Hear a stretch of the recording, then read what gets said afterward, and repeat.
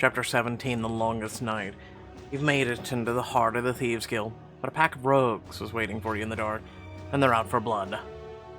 Friends of yours, Ren? Call them ex-colleagues. They're reapers, like Mal.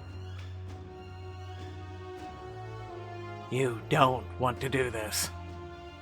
Believe me, Valori, we do. Fine, but... it's your funeral. If you knew who I was, you wouldn't be so confident. The razor edge of steel in your voice stops them in their tracks. I'm the hero of Morella. I killed the Dreadlord. A couple lackeys like you don't stand a chance. One of the Reaper's eyes widened beneath his mask, his gaze darting towards the shadowy back of the room. Boss? Doesn't matter who you are, we can take you. Safina, I know you're there. Call off your dogs, this is about you and me. He's come in peace, Thief Master. I won't let you hurt him. The only answer is a mirthless yet melodic laugh and a purring whisper. Kill them. Suddenly the rogues attack, weapons flying so quickly it's impossible to do anything but dodge their strikes. Whoa. They fight, vicious, dirty. One of them clashes with Mal while the other rushes in behind him, daggers raised. Blast him into the wall. You let your fear and anger surge through you and away into shimmering shadow, snapping your fingers with a confident grin. The dark energy shatters reality itself right in front of the masked man, throwing him clear across the room. He crumbles to the floor with a groan. Level up! Oh boy, we get to finally have our last skill. Woohoo!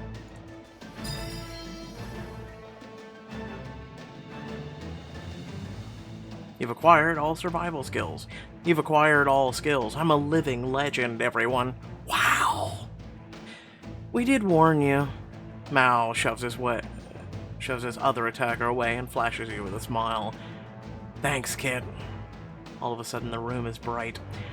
Ren spins her daggers with a terrifying focus, harrying one of the enemies with 1,000 tiny cuts, while other one rushes at you and with a sickle sword as long as your arm. Knock the sword out of his hand, get past his defenses, throw myself to the ground.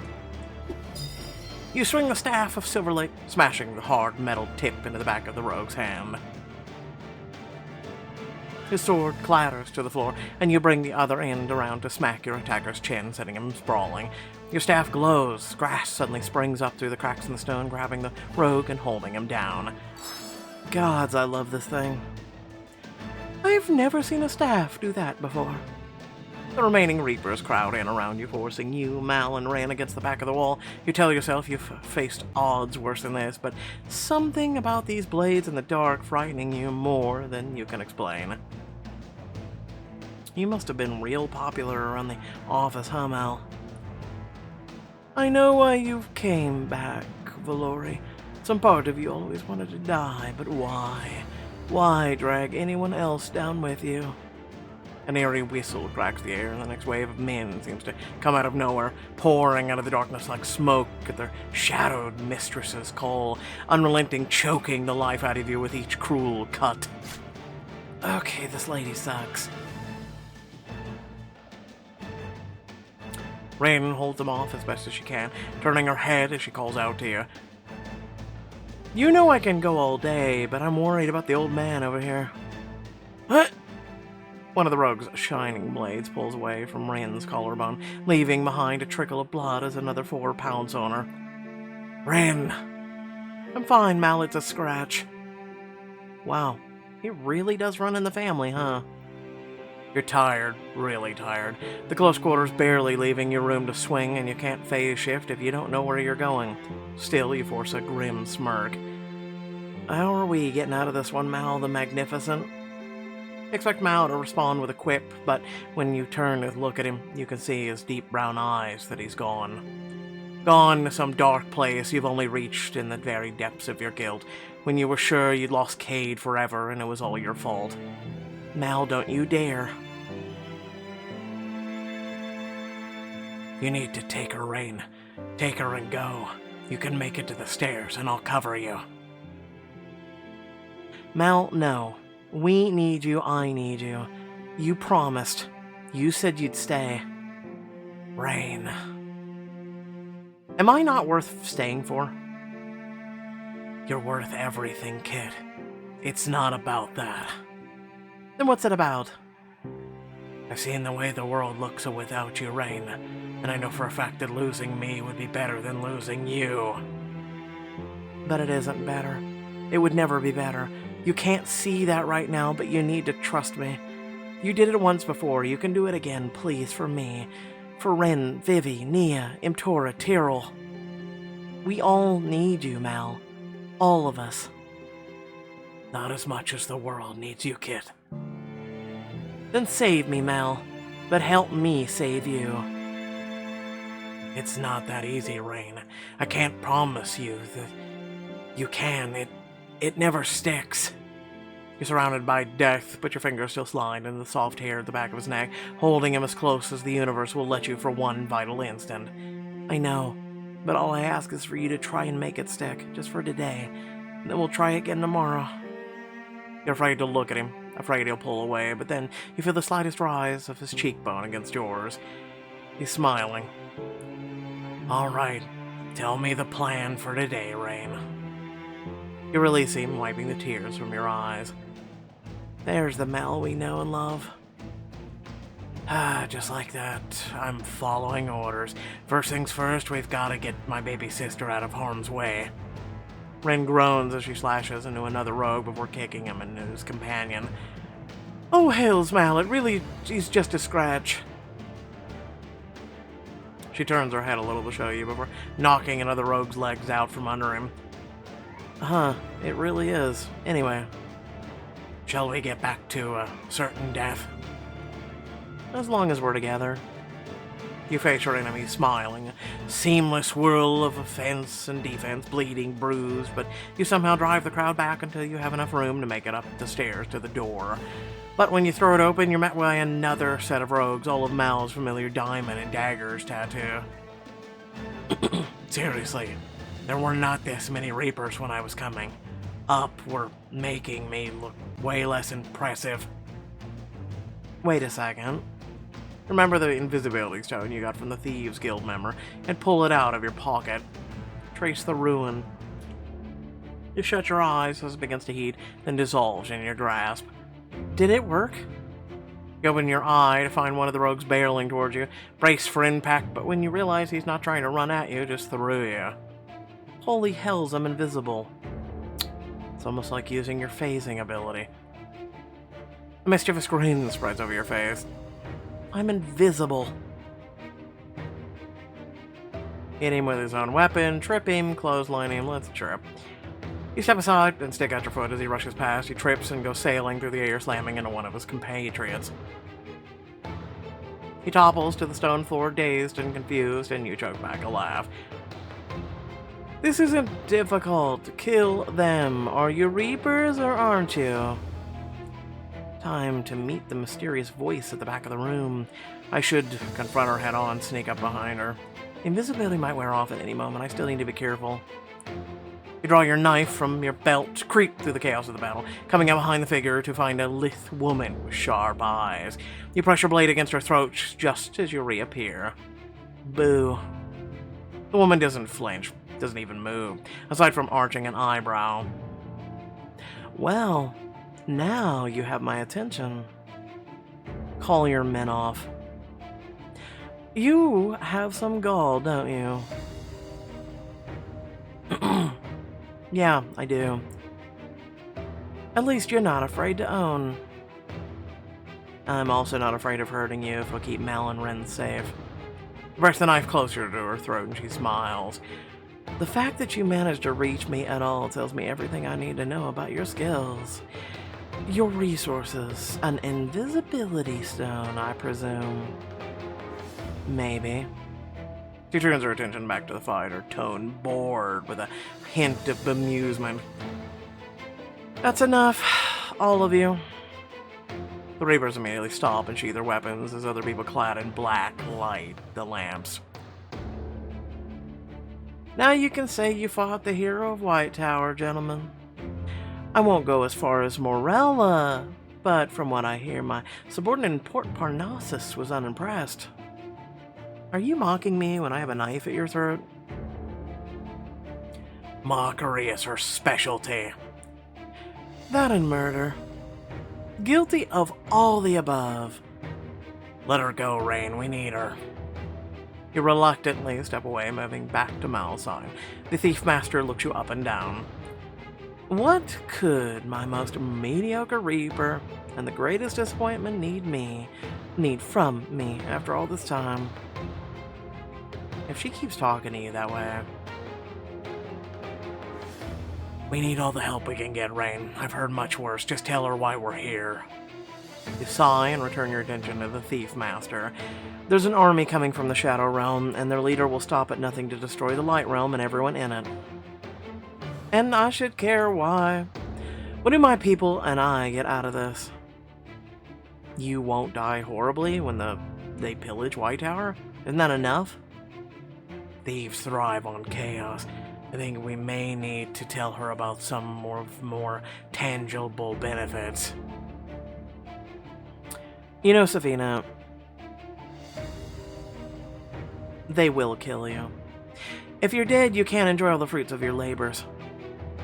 True, but they'd have to catch me first, and believe me, many have tried. But if everyone else is dead, Safina, there won't be anything worth spending your coin on. And also, if the hero of Morella caught you so easily... Yeah. She looks between you, Mal, Rin, her gaze piercing. I know a play when I see one. I'm the one who taught the Valores how to make them. And I hate that it's working. You mean you'll help? In our own way, you tell us where the army will be, and they will learn to fear every silence and every shadow. But if this is a trap, I'll see to your deaths personally and painfully. We understand, Thief Master. Ren gives a little bow, and your heart hurts to see Mal inclining his head slightly as well. Now let's get out of here before she decides she wants to murder Mal again. Next morning, you find yourself back in the castle with the rest of your party preparing to meet King Arlen. Your Majesty, I'd hoped I would see you under better circumstances. As did I, but Kate, Threp, and Lola have briefed me on the situation. And the king says he'll help. And so will his armies. Indeed, you have all support of Morella can muster. Even after the, escape? A look of disgust mars the old monarch's features. When you asked what I released the prisoner, I suspected something like this would happen. But the reality is the boy is quite useless without his brother. I'm sure he was eaten by some wild creature within a day or two. And now I need not worry about the politics of executing him. So much for the gentle king. You can see Ania containing her wrath as well, but her voice is measured and businesslike. You must warn your forces that the enemy will be using a lot of shadow magic. The temple will heal all we can, but... it would be prudent to avoid getting hurt. Now we just have to figure out how to take out this army. Well, based on what you told me, Rain, I think this could cover all the possible options for defending the rift. Kate pulls out a map and lays it across the table, everyone gathering around. The Orcish fleets can hide on the other side of the island. We're there to the west. The rest is just a bunch of rolling hills with a small line of woods right before White Tower. Then, we'll make use of the natural advantages. You look over the map once more, noting how much of the inlet connects to the sea, as well as the cardinal directions. If the tide is in, the Orcish fleets will be able to pull into the sound and bombard them. If not, we've got skiffs, we'll flank them either way. We should position ourselves with our backs to the sun, if possible. That way, the Ash Empire will be fighting with light in their eyes. Fighting dirty. I love it. It ain't dirty, it's just the elements' way of helping. That is not the last of our worries, I'm afraid. I have troubling news. The elves are being stubborn. They're refusing to fight. Maybe Tyrell and I can convince them. I mean, we did save them from the Shadow Court. I'd hope you say that. Come with me. They've been in the archives judging my filing system for the last 2 hours. Well, we'll have to show them they're wrong about that too. All the elven representatives are from the Council of Houses, and you're relieved to see Tyrell's sister, Adriana, among them. Tyrell, Rain, thank the gods you're both all right. It was a little touch and go there for a bit, but I'm glad you're here to help. That remains to be seen. We have reluctantly come at the behest of the House Starfury to hear your request for aid. But based on what your king has said, I do not see why we should leave our home to fight at your side. I can see that your situation is dire, but you are asking that we sacrifice ourselves for your foolish war. Foolish? It's not their war. The Ash Empire wants to destroy us all. We elves are too few to take casualties in such a conflict. Just as we sacrificed ourselves for Morella in the Great War, we now ask that others return the favor. Favor?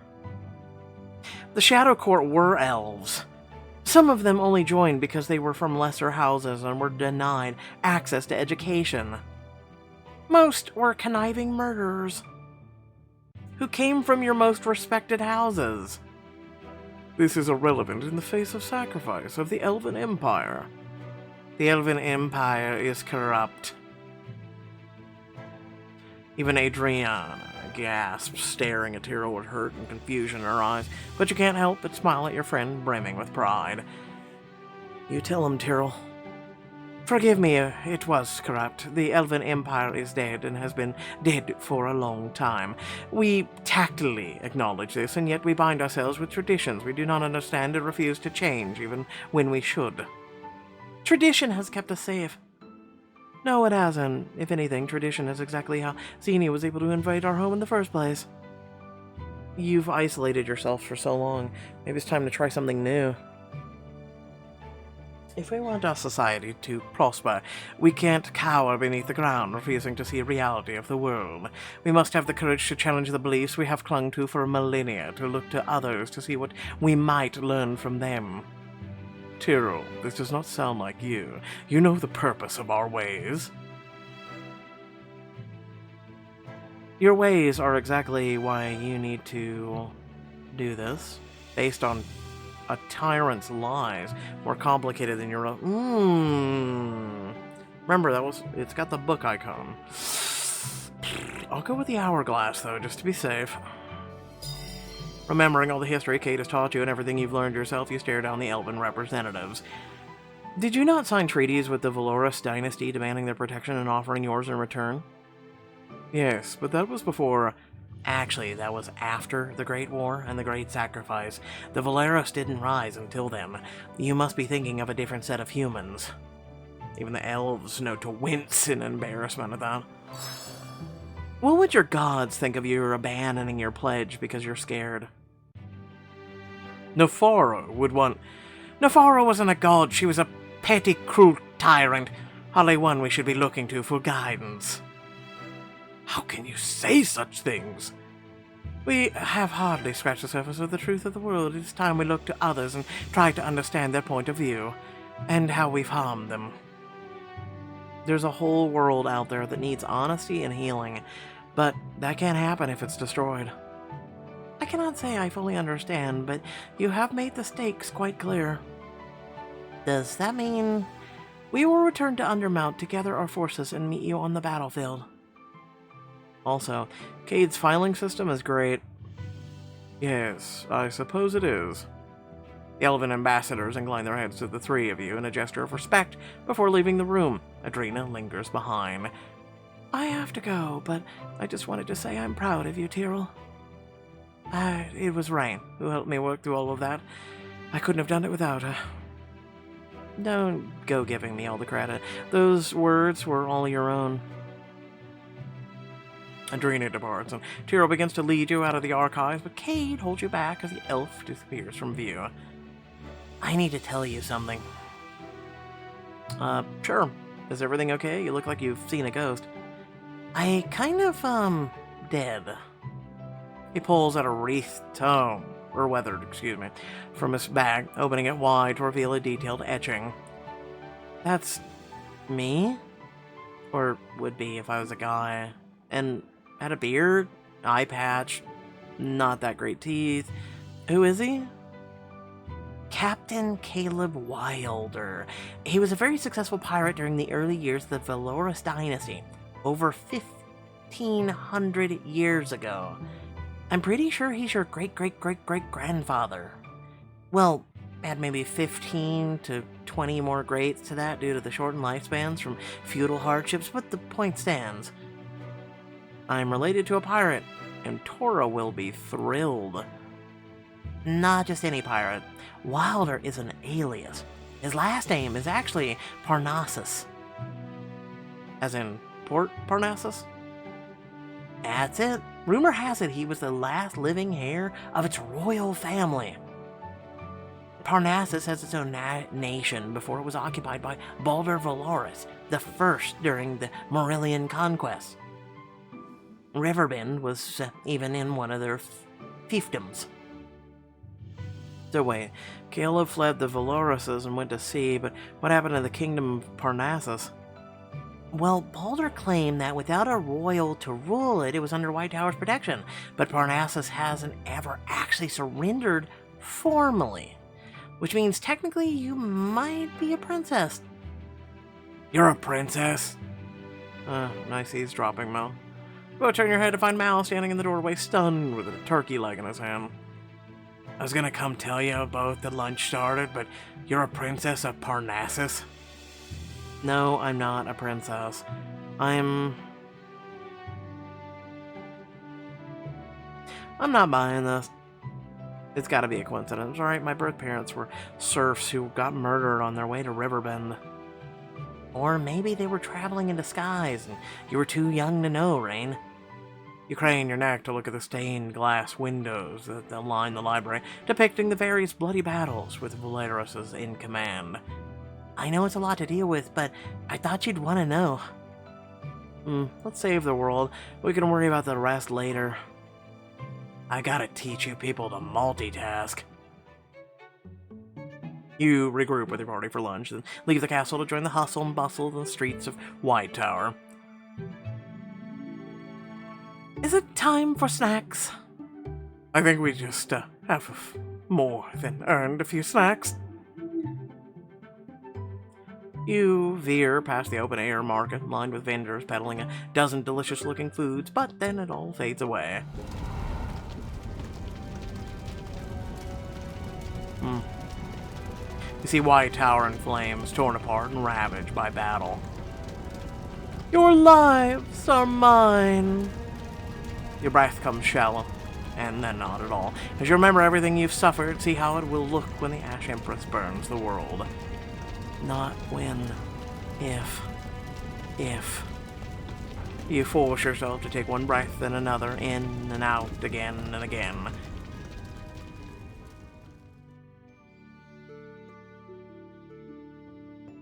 The vision of terror slowly fades as Kay gently bumps you with an elbow.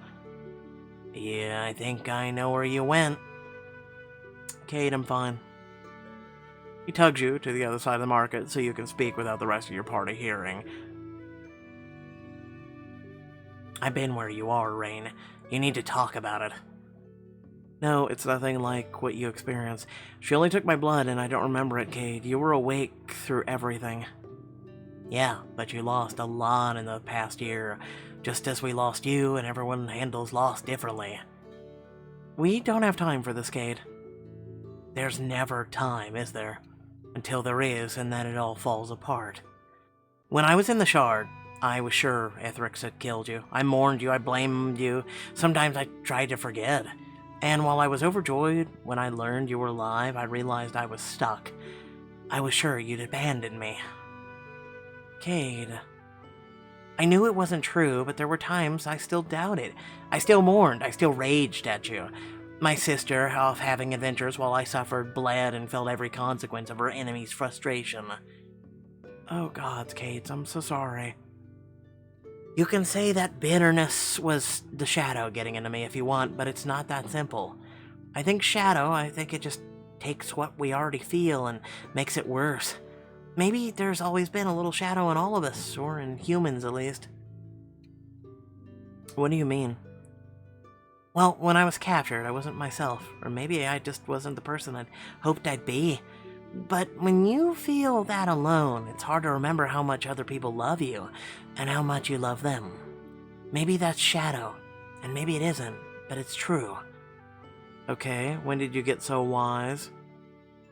Watching people, learning from them, that's where the stories come from, and your story isn't over yet. You look back at your group, you stare at you expectantly, searching for you. For the Rain, the person that lost, the person you lost. You alright, Rain?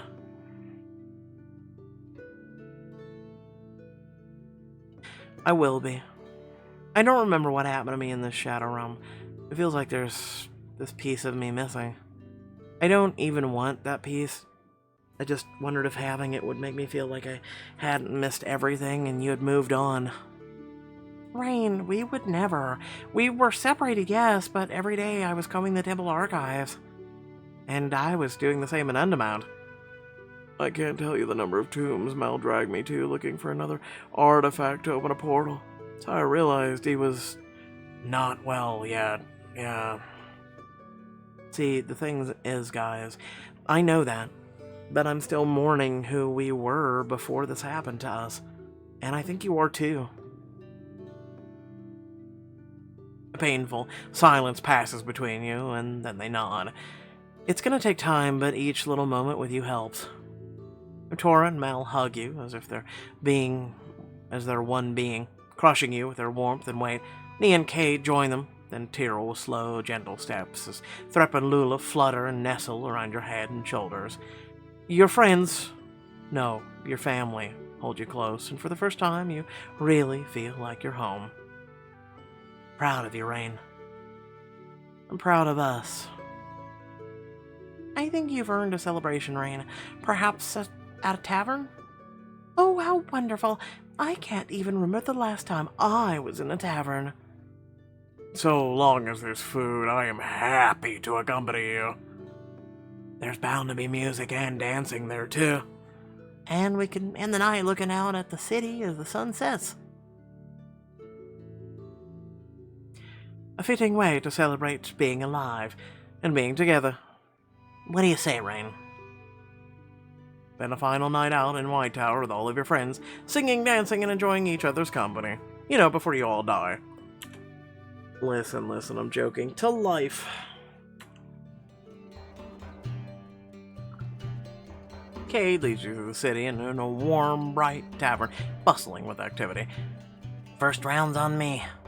Yep, I've decided I like this kid. You mean you weren't sure before? She's just teasing you. Tora laughs heartily and claps him on the back. Come on, Cade. I'll help you carry the drinks. Wallace chirps from where he's seated on the floor, a bit of drool leaking from his beak.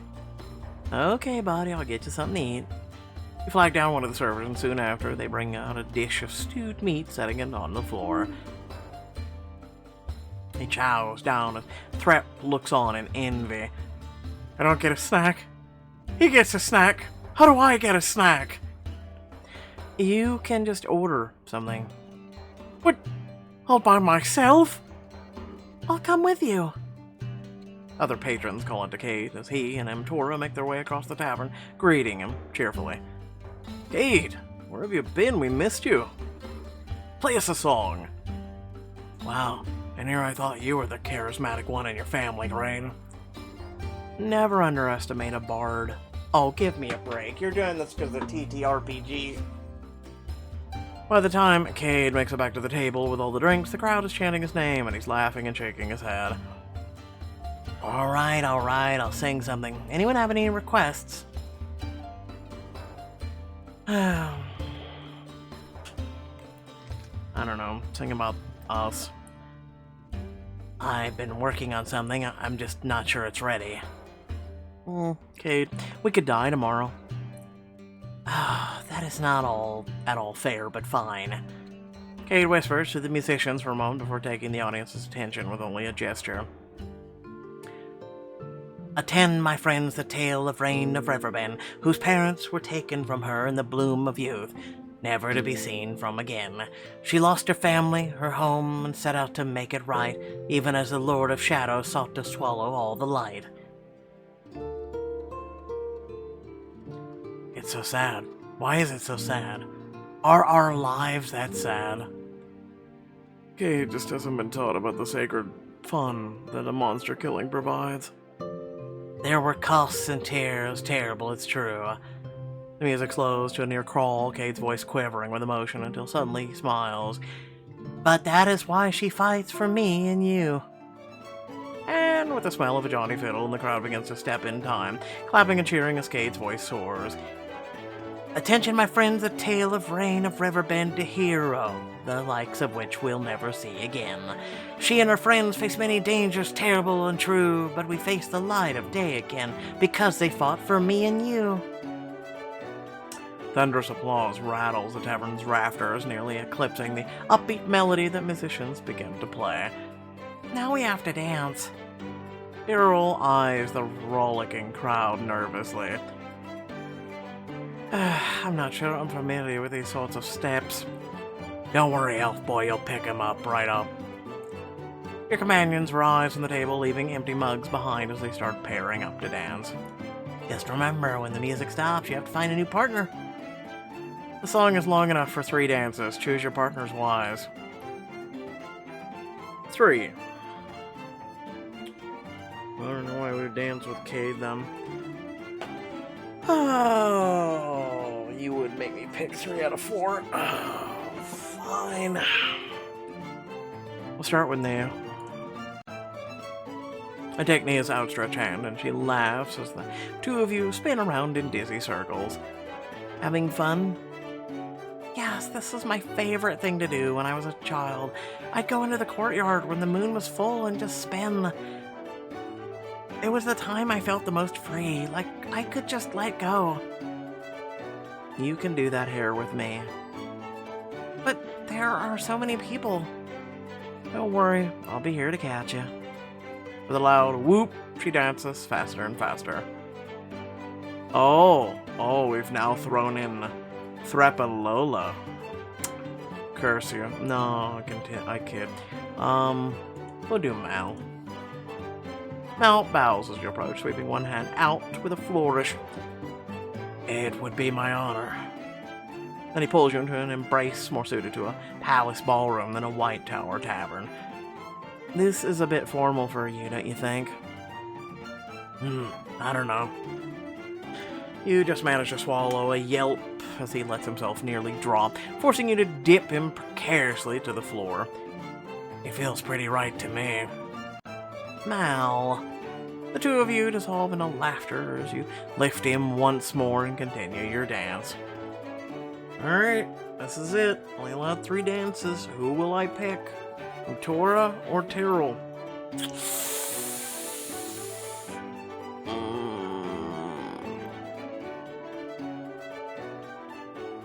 Imtora.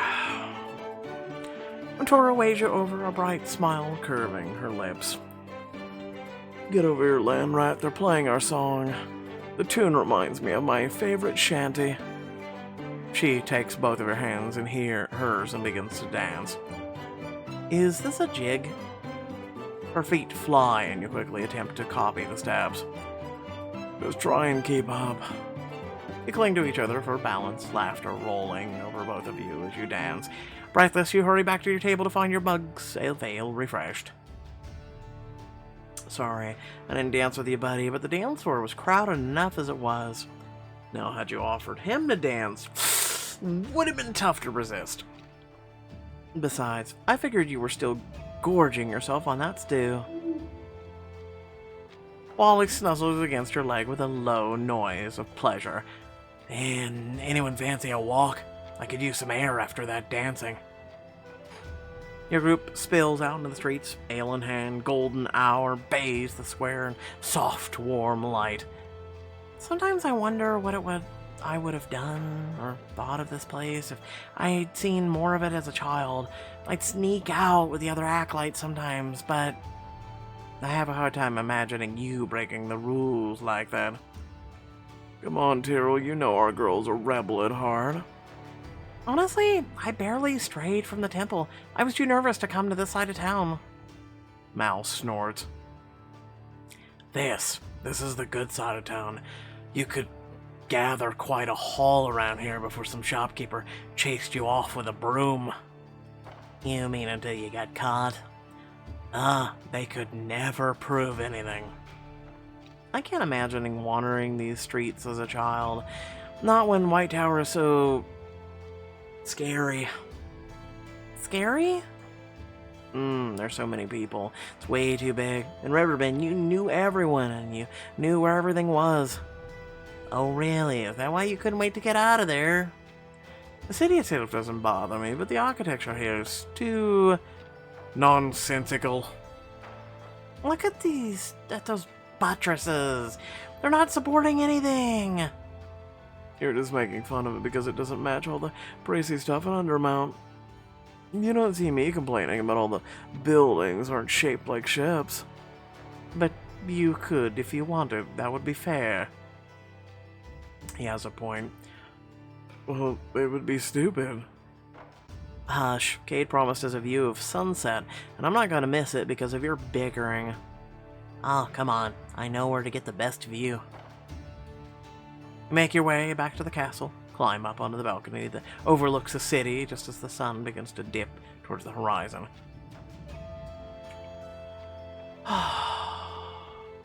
That's pretty. I like that. It's beautiful. Just look at that sunset.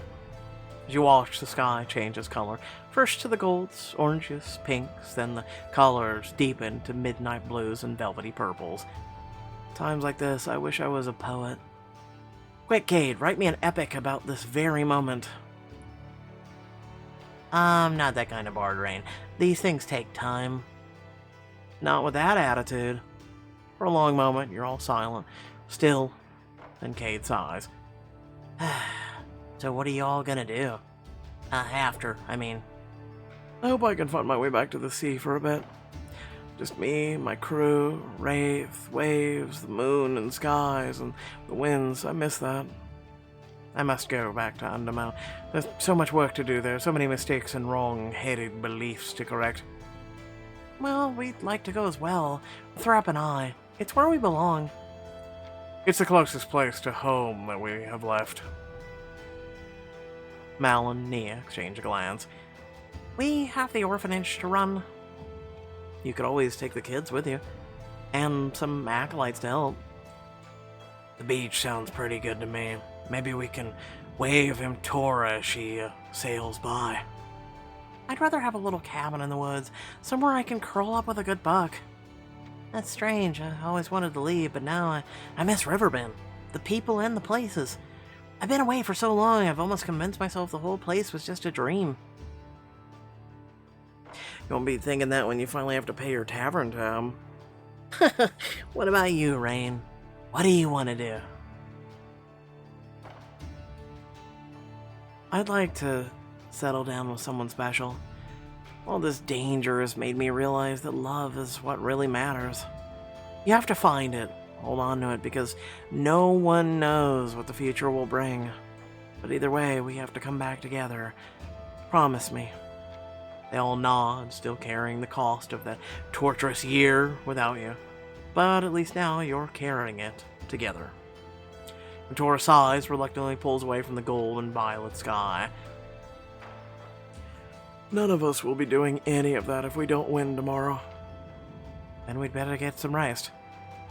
Reluctantly, you get to your feet, though you can't help but linger as you stare out at the city below. You spent a night on the town with your friends, a final celebration. Maybe you were right, Cade. Maybe I did need a distraction. Hey, you're not doing this alone. We'll face this threat together, Rain. All of us. And then, once we finished this, we'll have to save the world again, I guarantee it. You're acting like you don't like being a hero. I don't not like it, it's just I don't know. It itches. After one last look at the night sky, you climb down and make your way to the battlefield. And that night you gather at the location of the final rift with all of your allies. The camp stretches out before you, full of tents, supplies, people of every race, culture, are sharpening their weapons and training together, meeting for the first time. Time for one final check of our preparations. I'll check in with... oh boy. Alright, so we have people of White Tower, dwarves, elves, orcs. Excuse me. I think we'll be able to do all, but I'll go with goblins. A small campfire flickers just beyond the tree line, and you're shocked to find Willow there with only a few goblins. Willow, where is everyone? Did something happen? A toxic poisons our roots, sourceless, unknown. Many wither, too weak for a journey. It seeps deeper each day, even in those who have come. But you are friends of the forest. We shall stand beside you. Willow, I might be able to help. You help Willow sit down and summon the healing magic Nia taught you. It seems to take a long time, but once you finish, she exhales, softly looking stronger. Ah, it is though the sun shines down on my leaves, even in the dark. I just wish there was more I could do. The gifts you've given are great. Let us give you some in return. Just try not to overexert yourself. Once the battle's over, we can look into what's making you all sick. The spring of your kindness still flows strong as a river, Rain. As you head back among the tents, you come up to an abrupt halt as you spot the last person you expected to see leaning up against a fence. Let me guess it's Prince Aaron. God help us. Also, I just have one other question. Why does it look so bad and pixelated? Just, it looks kind of crappy. Aaron? What? Are you really that surprised to see me? You continue to stare and a smirk disappears. I heard what was happening and I did promise I would be here if you needed me, so here I am. I should thank him. Thank you for coming. I know you said you would, but I wasn't really sure. Believe it or not, I am a man of my word. I'm actually starting to believe that. So, are we, Look, we have too much to say and not enough time to deal with it. Let's just see if you can make yourself useful. Of course, I'm here to help, not make things more difficult. You're interrupted as Mtora appears and lifts Aaron off his feet by the scruff of his shirt and rests your friends right behind her. You... I imagine you might be surprised to see me. Frankly, I'm surprised you're not you're alive, traitor. Allow me to remedy that. Guys, stop. Just stop. He came back to help. Why? Hoping you lead a coup against your father? What? No. I don't know what I have said in the past, but I've realized that no one has ever going to accept me as king. But there are more effective means of making the world a better place, thanks to you, noble thief. He nods to Mal, who brings a dagger to his throat. I'm sick of all the sarcasm. For once, I'm not being sarcastic. You changed because you met Rain. Is it truly so hard to believe you all changed me? Please, everyone, if I can forgive him, surely you all can as well. For Rain and me. We need all the help we can get. Tora lowers him to the ground, dusting him off a little too roughly. If you're going to stab us in the back, best to start with me. And if you hurt Rain, Neo, or anyone else, you will beg for an end long before I'm done with you. I understand your devotion to Rain, and your devotion to each other. I dreamed, or hoped, I would have a fraction of that love. I know I haven't earned it, but that only makes me more motivated to do it. For a moment, you're afraid, at least, of them. One of them is going to stab him. And Mal holds out his hand to Aaron. They shake before he stalks off, the others following after him. Well, That went better than expected. You turn to follow your friends as Aaron takes a step towards you and you pause. Rain, I know I just arrived, but I did a lot of thinking while I was gone about myself, you, us. Is there an us anymore? That's what I'm trying to say. I'd like there to be an us. When the hell did we have an us? I'm just asking for a friend, and by friend I mean me going, what the hell? His cheeks flush and he looks at the ground. I spent so much of my life chasing power, and all it ever brought me was pain and bitterness. I know I could still have a lot of work to do, even after to try and make up for the wrongs of my past, but I finally know what it is that I want. And what is that? You. I understand if you haven't the time, interest, or patience. But if you would like, when the camp is quiet, come see me, please. Why do we get a flash of white light? It irks me so. Aaron has rejoined the party. God help us. Also, shouldn't Cade also be a part of the party? And then Willow... And then, shouldn't they, fill in the gaps of people right now? You catch sight of another fire burning merrily next to an elaborate tent, and you spot two familiar figures as you approach. Rain, finally. I told them to fetch you hours ago. They said she was busy, Isidore. Just a little, running a small war, you know. Yes, well... Still, even during a war, it's unseemly to neglect the small courtesies due to one of rank. What she means is that we are grateful for your assistance in escaping the Shadow Realm, and we are here to help you. Plus, if the Ash Empire wins, it's only a matter of time before they track us down and kill us. It's terribly annoying. Your job is to protect our troops. Must we? Yes, you must, especially healers. It seems like a waste of my considerable skills, so a few humans die, here or there. Don't mind her, she's just cranky. Campfires disagree with her. Why? It will be weeks before I get the smell of forest peasant off of me. But if you insist, we will protect your people tomorrow. Okay. People from White Tower, orcs, dwarves. You know what? God, let's go with the orbs. Orbs. I was thinking dwarves. You head over to where Tyrell and Adriana are sitting with the rest of the elves, only to find... And then you bite their ankles. You bite their ankles? Most people stop using magic if you bite their ankles.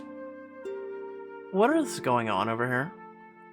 Tyrell rubs a finger between his furrowed brows as if fighting off a headache or holding back a laugh. We were just giving some other advice on how to counter shadow magic. Well, biting isn't usually my first move, but if you're close enough, it can't hurt. See? Wallace agrees. I'm not sure we should be looking at an owlbear cub for advice. Tyrell or I can also teach you a binding spell if you don't already know it that will help if you're not in an ankle-biting range. Barriers of light are important too. Remember that our main goal is to protect the people here, not to slaughter those on the other side. Are you telling us not to bite them? Adrena, I think you've gotten even more serious, Tyrell. How is that possible? Pretty sure he's trying to beat the record. Rain, before you go, there's something I'd like to talk to you about. Glances over the others, still hovering nearby, and frowns. Privately. He leads you over to a quiet section of the camp and takes both of your hands in his. I know that there's no guarantee that either of us will make it through this, but I know you're very busy, but when everyone's settled in, I would like to see you tonight if you'd have me. There's a nervousness here that you've never seen before. You wonder if this was what Tyrell was like before he lost Kea. Before he lost his mother, before he lost you, before his world fell apart again and again. I'll do my best to be there, Tyrell. Your best is always wonderful, Drain. Let me guess, we're gonna have a chance to, like, hang out with them, or we'll be forced to pick one. I'll check in with the orcs. You follow a winding path towards where the sea and wilder sound meet the river above White Tower. Laughter leads you to Imtora's mother's ship. Permission to come aboard? Get up here, Rain. You climb aboard only to find orcs gathered around a cask, toasting as they argue over who will get the most glory in the battle to come. No ordinary soldiers for me. I'll finish their richest generals and take their wealth for the clan. I want their weapons. How could you possibly need more weapons? Don't you know? It doesn't matter if they don't keep it. Clan Manura is never satisfied. Tora stands and raises a mug of ale. Tomorrow will be a day the bards sing about for generations. We're coming for their weapons, their wealth, their heads. And they don't stand a chance against the united clans of Flotilla. As the orcs all cheer, you share a brief smile with Imtora before turning back to the rest of the camp. Hang on a second, Lanran. There's something I want to talk to you about. I'll bet there is. One of the orcs grins and whistles, the others quickly follow suit, and Tora throws a glare back at them. Shut it. She leads you further down the deck to the back of the ship, away from all the noise and commotion. What do they know that I don't? That you're in love. They're just sticking their tusks where they don't belong. She falls silent, shifting between her feet, but when you put a hand on her arm, she stops and looks at you, a smile coming to her face. I haven't made it a secret how much you mean to me, Rain. You make every day easier, happier, and I don't want those days to end. But just in case they might, would you come by my cabin later if you have time, once you've reminded all your troops who they're fighting for? With a warm nod and a squeeze of her hand, you head back towards the camp. No offense. I love long chapters, right? But each one of Blade and Light's book 2 is like an hour, almost. For most of them. And I'm just going, hey, Pixelberry, if we got 100 chapters of that really shitty book that no one liked, you could cut some of these things in half, and we could literally get like 30 to 40 chapters of Blades and Light. I'm just saying. You could literally release 2 chapters a week. Anyway. Dwarves. You head for the door, surprised to find Cade sitting in their midst. Rain! Shurta, when did you get her? And only an hour ago, we set out as soon as we received Tyrell's message. Though we did have to use a bit of magic on our carts to make sure we could travel fast enough. They brought presents, too. It's about that time of year. Shurta grins and slaps her hand on top of the stack of well-padded wooden boxes. Every kind of alchemical explosive you can imagine, and a few I cooked up for you. I was just showing Cade how to make bombs. Oh boy. Really? Seems like the two of you are already close. You hide your smile as he actually blushes. Shurta seems oblivious. We are. I feel like I've known him my whole life. We've read a lot of the same books. And Cade has read so many I've never heard of. I bet. A special friend of Cade's could borrow some of those books. Oh! Rain! What? I don't get to tease my brother? Please stop embarrassing me. Don't be embarrassed, be flattered. I'm quite a catch, Oh, Lord. I can't. I can't believe I'm finally seeing the more of the world. It's all so different and new. Did you know Cade works in the Royal Archives? He knows a little about everything. More than a little in most cases. Well, I'd be happy to share if you tell me all about where you're coming from. and I'll check in with the people from White Tower. You find Mal and Rain with the Thieves Guild. Nia is there as well, trying to convince the thieves to let the priest enchant their weapons. Give them to her. One of the thieves begins to pull knives out of his sleeves, off his belt, the back of his neck, out of his boots. Oh, I didn't expect so many. All of them, Antonio. There's more? Even you aren't sure where the next 3 knives appear from, each thudding on the table as Nia's eyes grow wider and wider. Damn tiny, even I'm impressed. Well, I'll enchant all these as quickly as we can. She waves to her priestesses, who rush over the table and start working their magic. Nia comes to stand next to you, and Mal, her face serious as she looks into the fire. Did you get all those kids from the orphanage settled at the castle? Yes, the acolytes are guarding them, along with 3 of my strongest priestesses. But that won't be much help if we lose.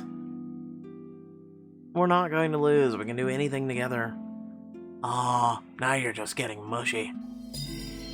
Despite his words, you can see warmth glimmer in his eyes, and even Nia manages a small smile. I mean it. We've saved the world before, and we did it as a team. And we'll do it again. Nia, share a look. Rain, we just wanted to say... We know things didn't go the way any of us wanted. It's been awful. You both were scared and hurting, I understand. We made your life harder, and that's the last thing we want.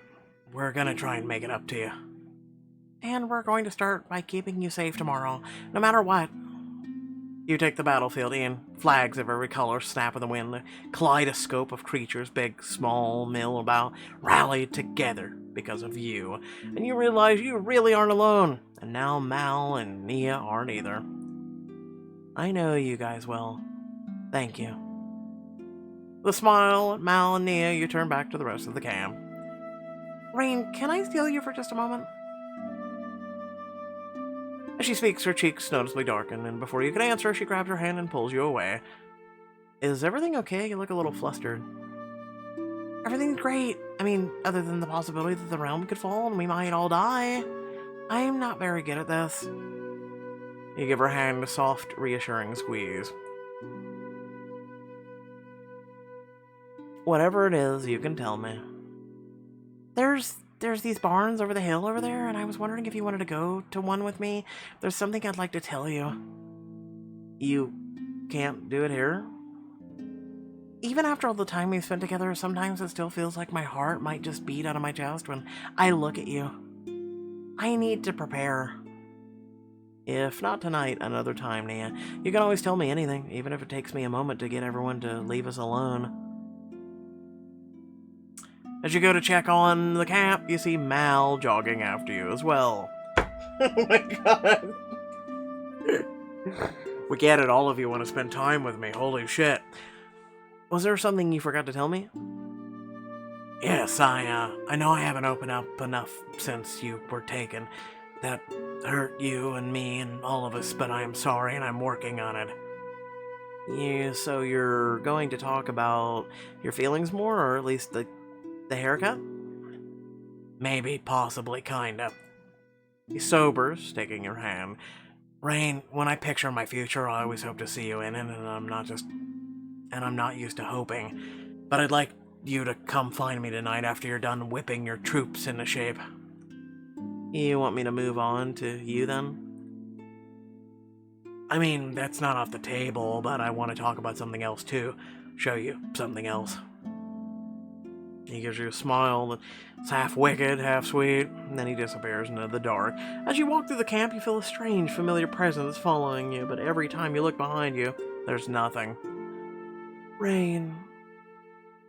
Is that Valix? Oh my god, are we being real right now? Let me guess, she wants a night with you too? You duck into one of the tents and settle down on the floor, closing your eyes and reaching out the same way you did with the Watcher. The world shifts around you, and there she is. She looks just as shocked to see you as you are to see her. Valix, were you reaching out to me? I didn't mean to. I couldn't stop thinking about... She clears her throat and composes herself. I just wanted to know you were safe, and, well, now I guess I do. You can already feel her fading away, instinctively reach for her. Valix, wait. She pauses, looking back at you. I'm not going to try and convince you to change your mind or tell you what you're doing is bad, but I know you care about us, that's why you sent us away to save us.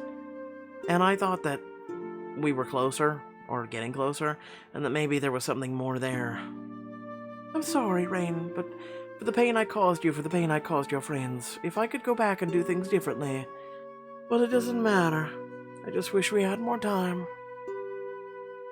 But before you can say more, she fades away, and you're left alone with your thoughts as you return outside. As you continue on to the center of the camp, you move in a slow circle, taking in all your friends. But you can't help but think of Valix, somewhere on the other side of the barrier, a world away, alone, except for her mother and her vengeance. Tonight could be the last chance to be with the people that I care about. I shouldn't waste it. Seek out the ones you hold dear to spend an emotional and sensual night together. Oh, let's see how much they're going to charge for this one. This is the last opportunity to spend time alone with them in this book. Let's see here. We got a rare rogue, a passion with priestess, elven knights. See other options.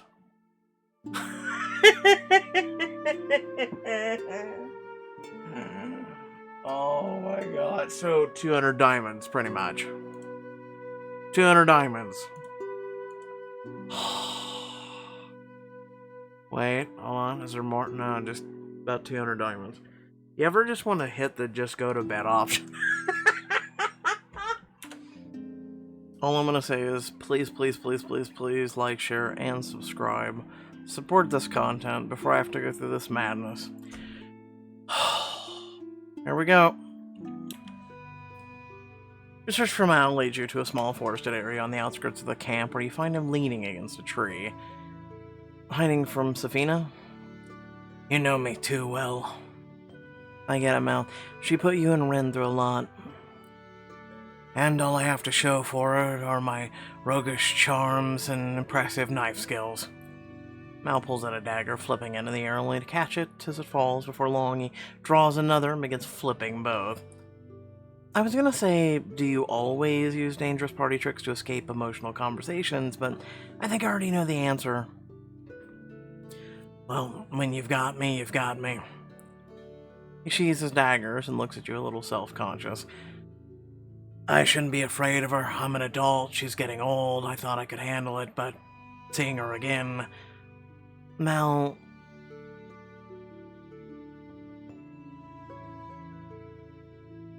Being scared of her doesn't make you weak. It makes you smart. I wanted to go with number one as well. I don't know about that. Well, I do. She commands a small army, but you've got allies too. Allies who would pretty much do anything for you. Even tolerating me hiding in the woods. As long as we get to hide with you. Put your hand on his shoulder, giving it a gentle squeeze. You gave up so much for your sister, but I get it, she's worth it. Though I already knew that before I even met her. How?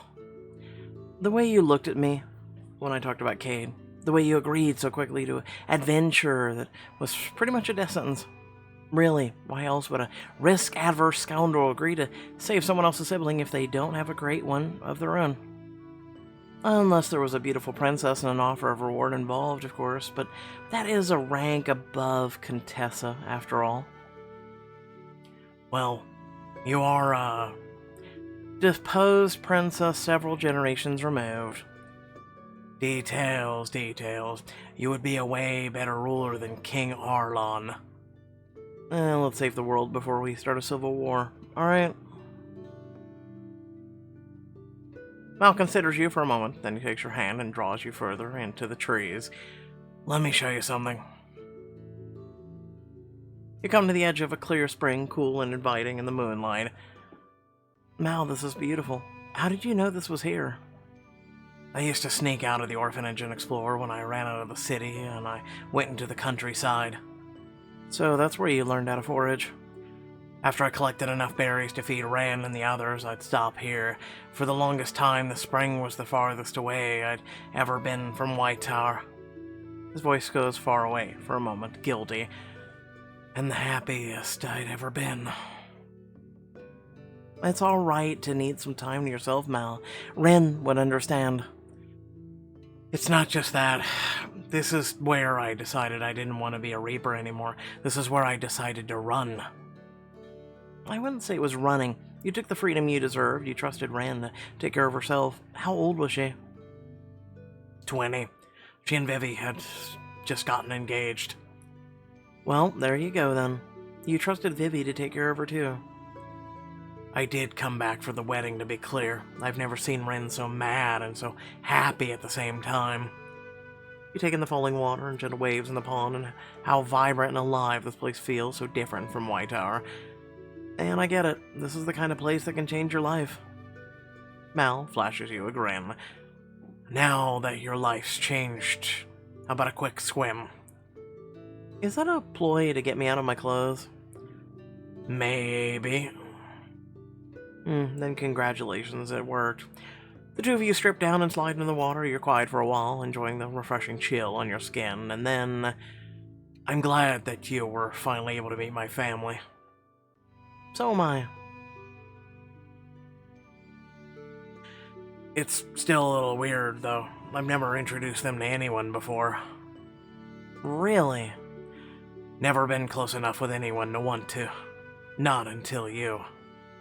Mal, I want to make sure nothing happens to you tomorrow, Rain. I know you can protect yourself, but... Mal... We have to look out for each other. We're a team, all of us. That hasn't changed just because we're recruited allies to fight alongside us. Besides, it's kind of become a habit by now. He brushes that away impatiently. I'm serious, Rain. If something happened to you... If something happened to me... You need to live a life after me. I don't like this conversation. You were the one who brought it up. Because I was saying I wouldn't let it happen. You look at each other, the glint of the moonlight reflected in his eyes, the crystal blue water falling behind you. I can't be without you, Rain, I won't. I can't spend so much time fearing the future that you hurt yourself in the now, Mal. How do I do that, when the past's been so terrible? You just be here with me. You wrap your arms around him, bringing him close enough that your noses touch, your breaths coming as one. Is the now terrible? The now is great, but it's missing one little thing. A splash shakes the pond as he lifts you up and against him, and a kiss so fierce that he races time itself. The taste of cinnamon and dates fill your senses as you deepen the kiss, clinging to the moment until you have to pull back to gasp in a breath. Now's that. The cool water dripping down your bodies rapidly warms as you hold each other close.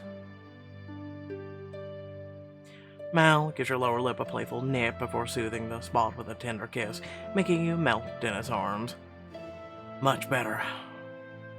He licks a long stripe up your neck, catching a few stray water droplets as he goes, and you thread your fingers through his hair. Heart racing, you drag him back up into another kiss, this one quickly stealing your breath. Mal, let's keep kissing. Best plan we've had all day. I take offense at that. Then let me apologize. He reaches forward, running his thumb along your cheek, then he kisses you slowly, gracefully, with the same deft control he uses on his blades. You feel your toes curl beneath the water and you pull away, dizzy from the sensation. Your lips are still a whisper apart, but your cheeks flushed. Good apology. Then he kisses you again and again, each one setting you at ease until the rest of the world fades away. You spend a final night with Mal. You spend some time later. You're lying on there on the bank of the spring, listening to the sounds of the forest while Mal stares into your eyes, and then suddenly, Rain, I love you. He jolts as though he didn't mean to say the words out loud. Mal... I'm honored. I love you too. You do? Wasn't that what you were getting around to telling me? You don't need to look that surprised. No, I'm not. It's just, I wasn't sure if I was brave enough to tell you that, and I never thought you would. Mal. You take his hand. You deserve all the love in the world and then more, even if you don't realize it yet. Really, I don't think you could be this cocky if you didn't know deep down you were worth loving. He grins, preening. You love me. Yes, I do, you scoundrel. Make sure to tell everyone. I plan to. Your fingertips are wrinkled by the time you start to stand up. You don't want to leave the water because leaving the water means leaving him. Going so soon, Kit? Don't do that. Don't do what? Pretend you don't care. I know you do. Of course I do. I just learned how to care when I lost your reign. If you're taken from me again... You pull him in close. Close enough for your hearts to beat as one. I'll always find you. I can do that now. Remember? Promise. Promise. You press him down into the sand for one last kiss, and then push him playfully and run back towards the camp. In your tent, you close your eyes as the sounds of the camp drift away. You try to reach out to Valix the way you were used to reach out to the water. Yeah, I picked Valix, don't at me. The dream space forms around you, comforting and familiar, but you're still alone. I know you're out there. And then, just like that, she appears, face weary as she spins. How am I here again? This makes no... She stops when her gaze falls on you, her eyes going wide. Rain, I already told you. I know. But I still wasn't ready to say goodbye, not yet. Why? I needed to ask why you betrayed us. Is it truly a betrayal if I told you the truth from the start? Your priest has bound me to your cause, but I never pretended to be anything I was not. But you worked with us in Iron Breach, at Shroud Watch. You helped us. Our goals were merely aligned at the time. Was that really all? I thought there was something between us. I feel grateful for one last chance to see you. That's all I wanted, to see you again before everything. She steps closer to you and her eyes seem haunted. My mother was so furious with me, she didn't understand how I could be so flawed. Flawed? I was crafted with a purpose, and yet when the time came, she views me as a sword that broke in her hand. Instead of cutting her down her foes, I helped them escape. This time, you're the one to step forward, narrowing the space between you so you can take Valix's hand in both of yours. Why did you save us, Valix? You still haven't given me a reason. I came to respect you. To care for you. I even began to respect your friends. They were decent. They helped me, my people, when they had nothing to gain. Then help us. Help us stop this. I can't. If you seal the reef, the Shadow Realm will suffer. We already suffered too long. I can't do that to the people who look to me for protection. Valix, we could have found another way. What way? If you seal the final breach... I don't know, but there's so much we still don't understand about magic. We could have at least tried. We still can. I cannot risk damning my people. And I can't risk your mother succeeding. It was always hopeless between us. We were always going to wind up on the opposite sides. I don't believe that. You squeeze her hand, waiting until she meets her gaze, hoping your determination will get through her walls. Nothing is hopeless. She's the one who takes the final step. Only inches separate you, and her fingers tremble as she reaches her free hand up to touch your cheek. I wish it could have been different, that I could have stayed with you. She traces a slow path down your jaw to your lips, her fingertips ghosting over them, hesitant and longing. This is the first time I have ever wanted something that I was not made for. It is the first time I have ever wanted. And how does it feel? She shudders as your lips move against her fingers, your breath caressing her skin. Strange, new, overwhelming, like it's all I can think about, even when I hardly know what it is that I desire. Then, see what you like. But what if you do not want the same? You cut her off, pressing a tender kiss to her palm and then another to the inside of her wrist. I want you and you want me. We'll figure out the rest as we go. And her arms are wrapped around your neck, dragging you to a clumsy, needy kiss. Her taste is enough to make your heat flare in your gut, but the kiss only lasts a moment before she breaks apart with a groan of frustration. I do not know what I am doing. That's okay, I do. You take your time, stroking her cheek with your thumb, tenderly the way you know she's been long denied. You press a kiss to her temple, her forehead, the tip of her nose, and finally the corner of her lips, and then she grabs your clothing, an unspoken threat. Now? Now. You kiss her properly this time, your mouth claiming hers in a slow, heady exploration. She welcomes you in, her lips parting beneath yours. It's even better than the last time. Now she kisses you desperately, her hands restlessly exploring your body. Someone's been studying. I've always been a dedicated student. Her lips claim yours again, and you fall backward into the swirling cosmos. You almost laugh when a bed appears beneath you in a dreamscape. She follows, her eyes blazing in a way that would have frightened you in the past, but sends a thrill of desire through you now. I much prefer studying you to all the lessons my tutors gave me. You laugh, she grins as she kisses you again and again until you start to lose track of where you end and she begins. In her arms, all thoughts of tomorrow fade away. Right now is all that matters. There's no fear, sorrow, just this uncomplicated moment. Valix. You duck your head to kiss at her pulse point, lavishing affection over the spot before dragging your teeth lightly along it. She moans, a shudder racking her body, and when her gaze meets yours, her eyes seem unfocused, dreamy, at peace.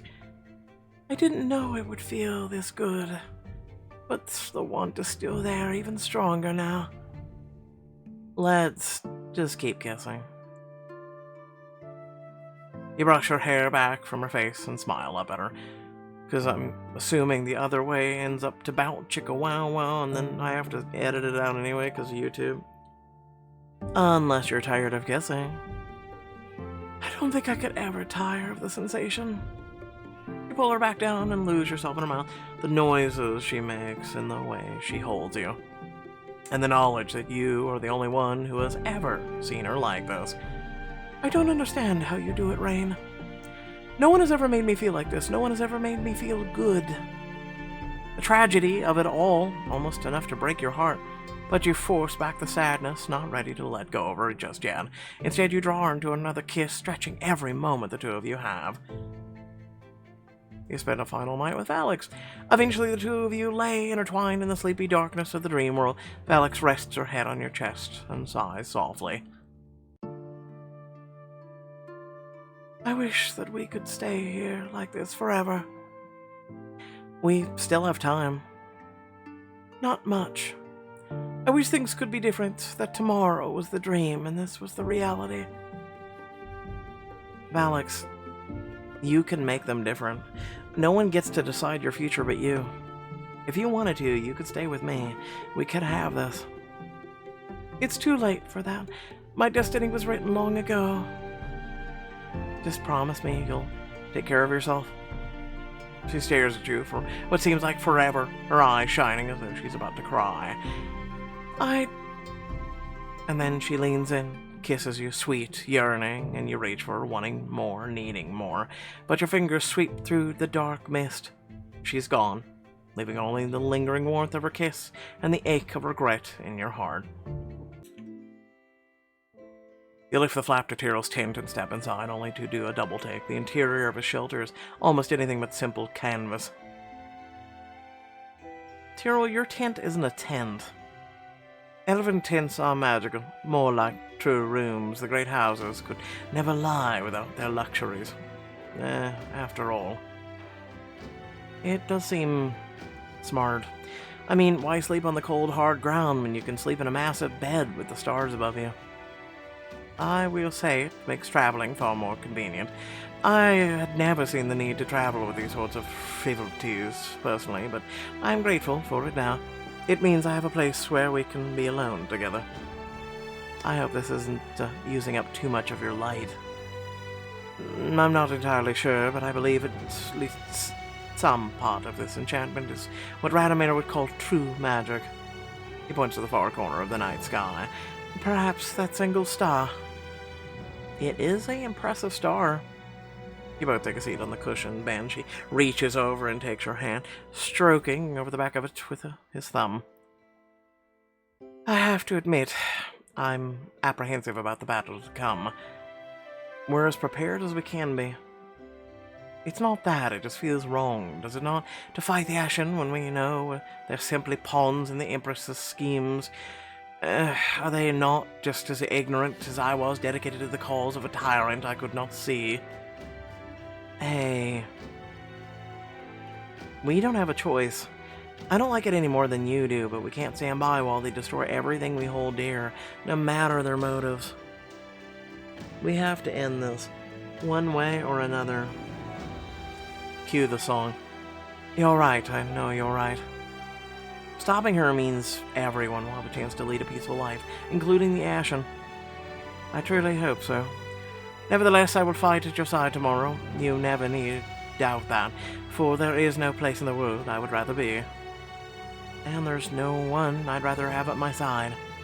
You take his hand in yours, but the motion brings you close to the window. The chill from the glass makes you shiver. Oh, can you make it a little less freezing outside? Inside. Outside the window, but inside the tent? I understand you completely.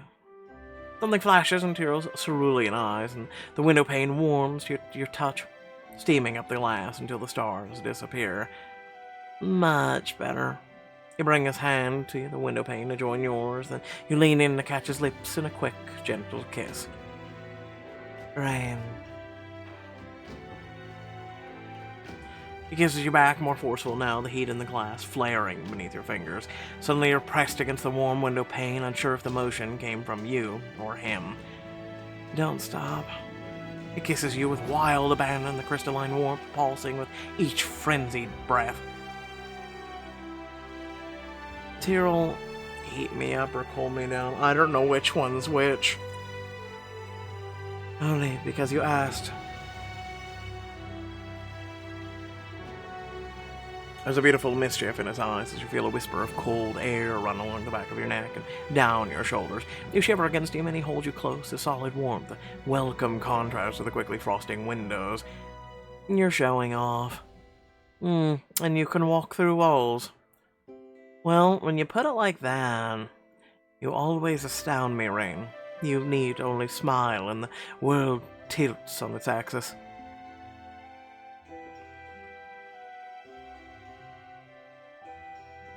He presses his forehead to yours, your hearts in the pulse of Tyrell's magic beating as one.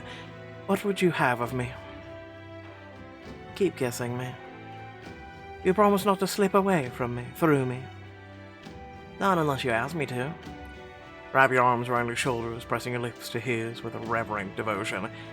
Light of my life, no matter what comes. He utters your name in an exalted whisper, lifting your body to meet his. Rain. You fall against the inlaid glass, his strength, warmth, his care enveloping you as he kisses you over and over until all you want to do is drown in his night sky.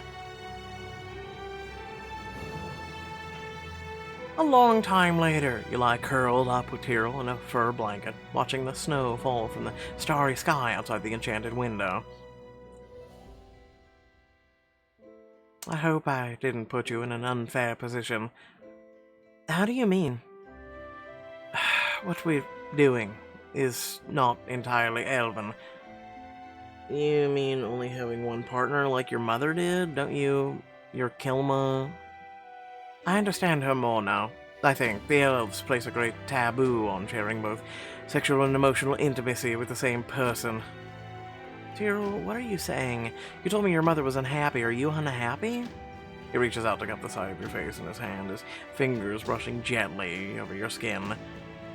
I have found both in you. I cannot change how I feel. I have no wish to. The elves are wrong. You are my heart, Rain. I love you. Tyrell, I love you too. I found both in you as well. Is there an elven word for that? No, not yet, but I believe Kilvalir is a good start. That's the other kind. Emotional love? Yes. He thinks for a moment. The stars he's made for you twinkle above. Ulun means, well, everything. The sky, stars, world below, and even below that. Perhaps we should say, Ulavalar, every kind of love? You sound it out slowly. Ulavalir? Exactly. You're unnatural. You smile at him, gently running your fingers along the chiseled lines of his stomach. Uluvalir. The thought of saying goodbye already leaves an ache in your body, but you know you have to go. I still have to make some more preparations. You would not be you, Rain, if you did not put all others before yourself. I wouldn't say all others at all times. You take his hand. This is just for me. And it is my honor to be so. Give him one more longing kiss and leave the tent, the remains of the magic still buzzing on your skin as you pass. You find Tora and the captain of her mother's ship. You gotten quite the upgrade in accommodations. Yeah, being the Minerva clan leader has its perks. She casts a glance around the room, frowning as her eyes linger on the desk in the corner. You don't think it's weird that it's my mom's, right? It's yours now, and that's what matters. You know, this really gorgeous orc girl told me to always live in the moment. Wow, she sounds great. Do I know her? You draw her into a hug, her muscular arms wrapping tightly around your waist. She's great. Pretty sure she can lift me over her head, too. Damn right I can. She lets out a sigh and you gently stroke her back. This place will always remind me of her and the fact that I will have some big shoes to fill. That's understandable, Imtoro. It's going to take time. But we haven't really had a moment to stop and work through everything that's happened. But what if I don't deserve it? The clans wanted to put me in charge because I was Vintra Kellyan's daughter, not because of me. What you did with the clans is exactly why you do deserve to be in charge. But if they all just end up wanting my mom again, I can't. Imtora? You've already shown them you're different. What you did back in Flotilla was something that your mother never would do. I'm not even sure that she could have. The clans knew exactly what they were getting into when they decided to make you their leader. I just don't want them to regret that. They trust you, so trust them to speak up if they're unhappy. I suppose you're right. And it won't matter much if we don't win tomorrow. That's pessimistic. You've been so casual about all this. The imminent invasion, the battle. Do you really think we're gonna win? She lets out a very loud laugh before coughing self-consciously. Don't get me wrong, I think we have a good chance, but I wouldn't worry either way. What? It's us. If we're going to die, we'll die gloriously and look good doing it. I wish I could be as relaxed as you are about everything. We've all gotta go sometime. At least this time I'll know one way or another. What are you talking about? Her tusk grin falls, and she stares out the window, out at the sea. When I lost myself when you were taken, it wasn't really the idea that you were dead that scared me. It was that you might be trapped somewhere suffering and I couldn't help. Imtura. And I was right, wasn't I? You take her hand in yours, squeezing it reassuringly. I've told you. It's not your fault.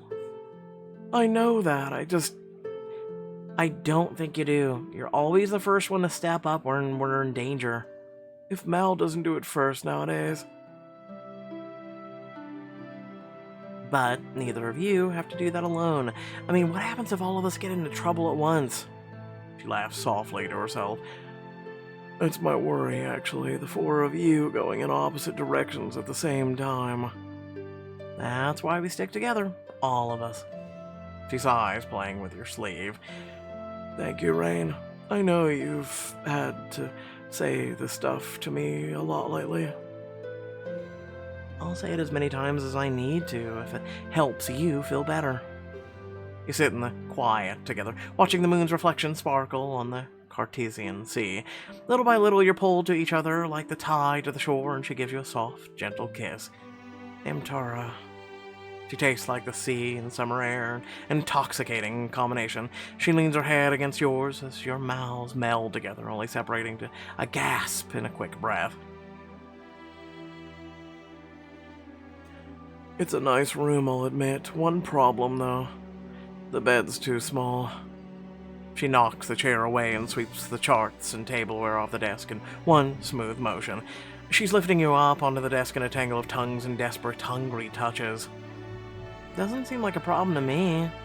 With a chuckle, she nips at your neck, her tusks leaving a burning trail across your skin. Tell me what you want, Landrat. Please never stop kissing me. I like this plan. The Ash Empire will sort itself out. Definitely. You haven't finished the last syllable before her mouth finds yours again. You're lost in the softness of her hair, the taut power of her arms, and the tempting sharpness of her tusks. You pull her closer to you, stopping for a moment to admire how her dappled skin glows in the pale light of the moon. As you trade kisses, whispers, moans, the cabin seems to disappear, leaving only you and Imtora bathed in the shining moonlight. You lie on the soft rug of Imtora's cabin, wrapped up in sheets you pulled down from the too small bed. You know, orcs, when we find our person, we go to a sacred island together to kill a bunch of sharks. That must be the most orcish thing I've ever heard.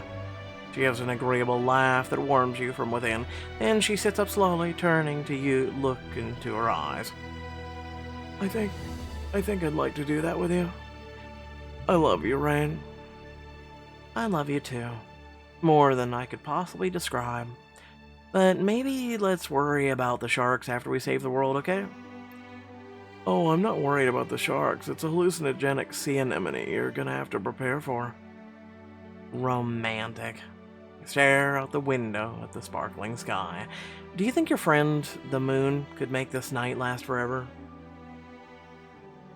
I ask her that all the time, Rain. Ever since you've been back. He holds you close, crushing all of her warmth and strength against you, and you sigh. You really think we'll be okay? I think we'll be great, no matter what. But greatness requires rest. So back to your tent you go, hero of Morella. I can't have you tempting me in the night. But that sounds lovely. She picks up a pillow and tosses it at you. Get out of here, gorgeous. You're smiling so hard that your cheeks hurt as you step on a dry land.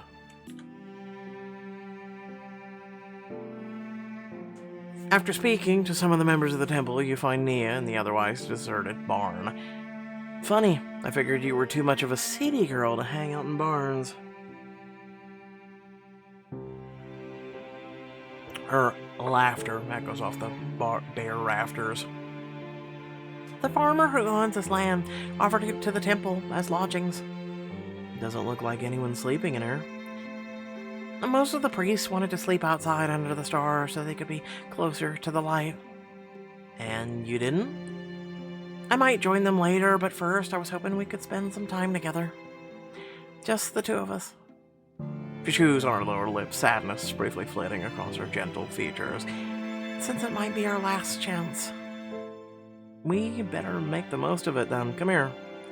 The two of you get settled on a blanket spread out over the hay. She tucks herself into your side and you slide your arm around her waist. Did you know I'd never even seen a farm until I left White Tower with Scholar Vash? All those plants and animals, it must have been a shock. The smell certainly was. The two of you burst into laughter, but she soon trails off into a sigh. That feels like so long ago, like I was a different person. You've grown into someone better. You've learned more about the world. Of course that changed you. But how can you be so sure the change was good? The old Nia followed the temple's orders, never questioned if those orders were right or just. The new Nia is the one who saw the corruption there and decided to reform it. You take one of her hands, your thumb gently rubbing over the back of her knuckles. She looks over at you, smiling softly. You always know just what to say. Pretty sure most of the people we fought would disagree. They hate my jokes.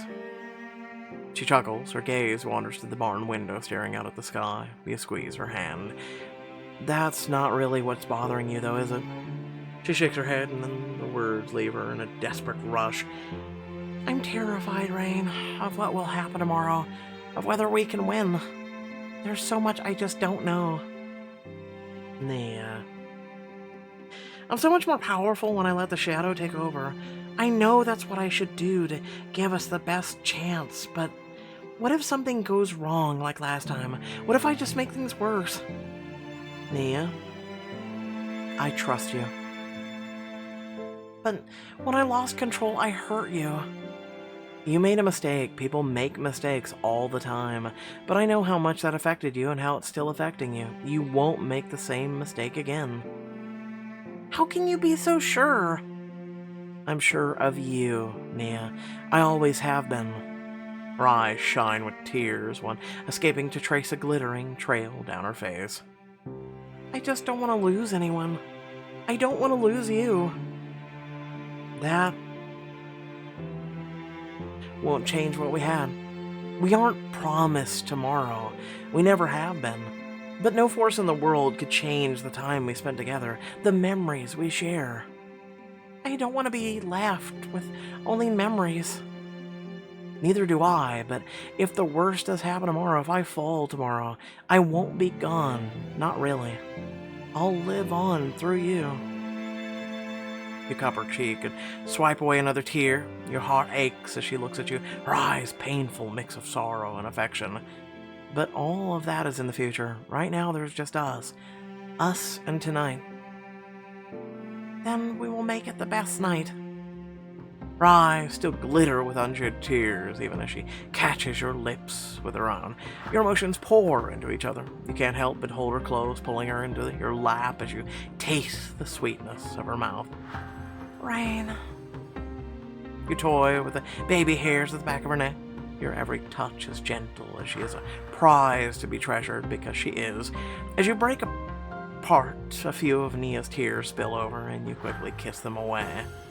Shh, I've got you. You pepper kisses along her face, memorizing every detail of it, the softness of her cheeks to the delicate line of her jaw. Her hands slide to your chest, sending a shiver down your spine as she maps out your body. You deserve the world, Nia. All you have to do is ask. Her cheeks flush, and even in the darkness of the barn, she glows. You're drawn in like a moth to a flame. The moment your lips brush the soft, sensitive skin at the base of her throat, she arches her back with a sigh of pleasure. I want whatever you do, Rain.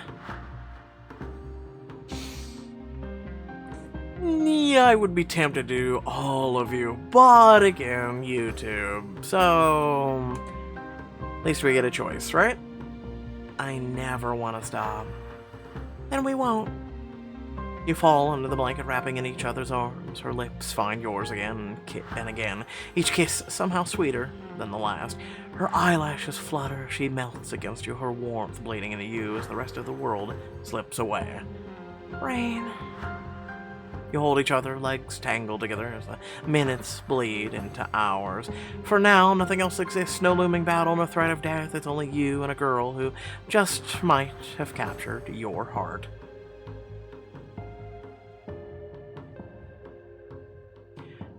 Later, the two of you lie in each other's arms, staring out at the stars through the barn window. Rain? You press a kiss to the side of her head, and she snuggles closer against you. There's something I want to tell you. Something I realized a while ago, but... She lifts her head and meets your gaze, her eyes warm and caring. I love you, Rain. Warmth floods you at the words. I need you to know that. Just in case. Nia. I love you too. Her eyes go wide before a huge smile, bright as the sun, takes over her face. You mean it? I do. She kisses you impulsively, giggling the whole time. You love me. You want me to say it some more? Yes, please. You say it at least 12 more times, nuzzling her neck with each word. She watches you as you get to your feet. I know I shouldn't ask you to stay, but you have so much to do. You lean down and bring your forehead to hers. After tomorrow, we can be together for as long as we like. That's what I thought before. Her lip quivers, tears starting to come. You press your lips to hers in a solemn promise. I will come back, Nia, I swear to you, by the light and all our forces besides. May the light watch over you, Rain. You hold her close one last time, and then return to camp. And no, I'm not doing the prince. Sorry, but not sorry. Deciding you need the rest, you head to the tent to get some sleep. You wake the next morning, join your friends just outside the camp, surveying the grassy hills that will serve as the battlefield. We still haven't heard anything, not even a hint of them. We had guards posted all night. There haven't been any scouts, portals, rifts, general tears in reality, nothing. And not so much as a leaky dinghy coming in from the sea. I haven't sensed shadow magic anywhere. I'd like to hope the Empress heard what was waiting for her and withdrew. I find that unlikely.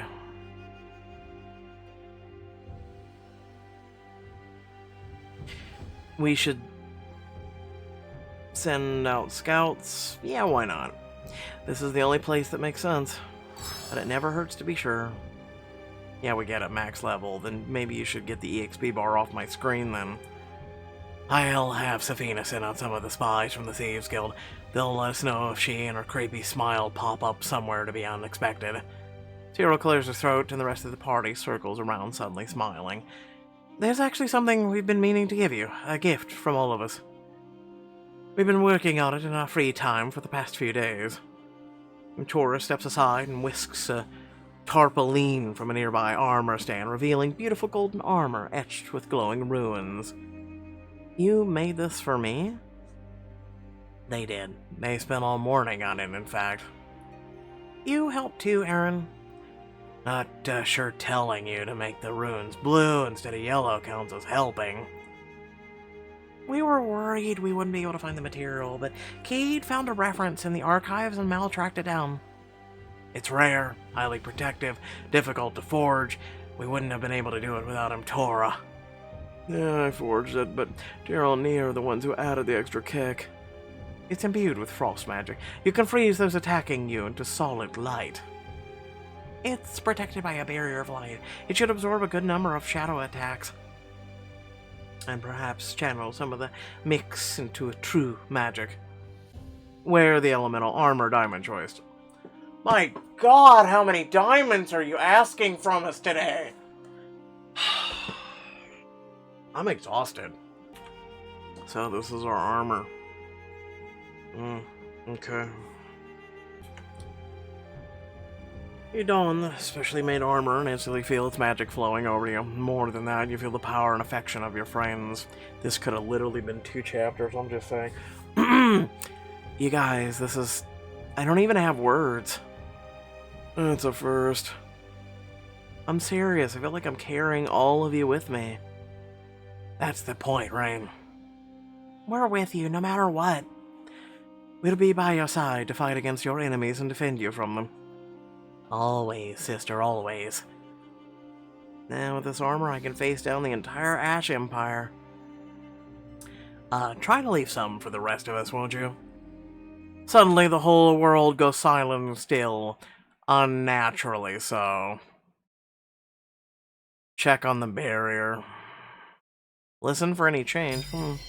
Reaching out with your powers, you feel the barrier between the realms rippling and shuddering like something's about to break through. They're here. The sky darkens, ash begins to fall, blanketing the ground with like baleful snow. Of course she has to make a dramatic entrance. Portals tear open above you. Ashen warriors plunge through them on winged shadow beasts. Everyone to your places. But you can't look away. The magic inside you begins to vibrate, chilling your blood. Then the very sky itself rips open. It's a big old shadow dragon. A massive skeletal dragon dives through the hole in the sky, spreading monstrous wings, and on its back... Kill them all! Whatever. My god, 2 hours almost. Without further ado, I'm serious. Without further ado, thank you all for watching. Please remember to like, share, and subscribe. Head down to the description. Plenty of ways to support, plenty of things to check out, and also more ways to become an intricate part of this community, this family that we have built here. Without further ado, once again, thank you for watching. Holy crap. Longest choices chapter ever. Yeah, I'm complaining.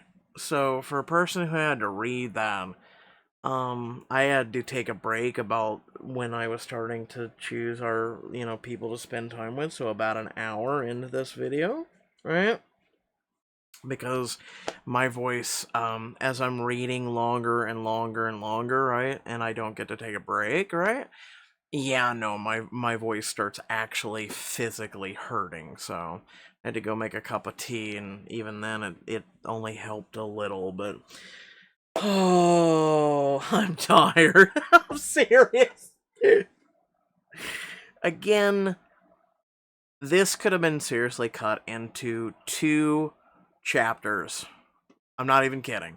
You could have, up until the point of choosing the people we wanted to spend the night with, that could have been a whole chapter right there in and of itself. That was an hour right there. Then, choosing the people that you wanted to spend time with, that was 40-some minutes, give or take. Well, I'd say about 40 minutes. And then 7 minutes of after armor, and then here she is. So, seriously, Pixelberry, you could have made 2 chapters into that. And that's not a bad thing. Again, I really wish Choices would kind of think about these things and space these things out. And then, I mean, they could seriously release 2 chapters a week if they did that, if the writing is on par with Bolus. So, that's all I'm going to say. If it's on par with that, they could seriously make 2 chapters, right? Or drag it out longer, I don't know. But I look at 2 chapters a week. You could release one on Wednesday and Friday. Hell, Mondays. Remember when we used to get chapters on Mondays? Yeah, no, I miss those days. Now we just get 2 days. Anyway, thank you all again for watching. Whew, I'm going to take a break now, but catch you all later. Peace out.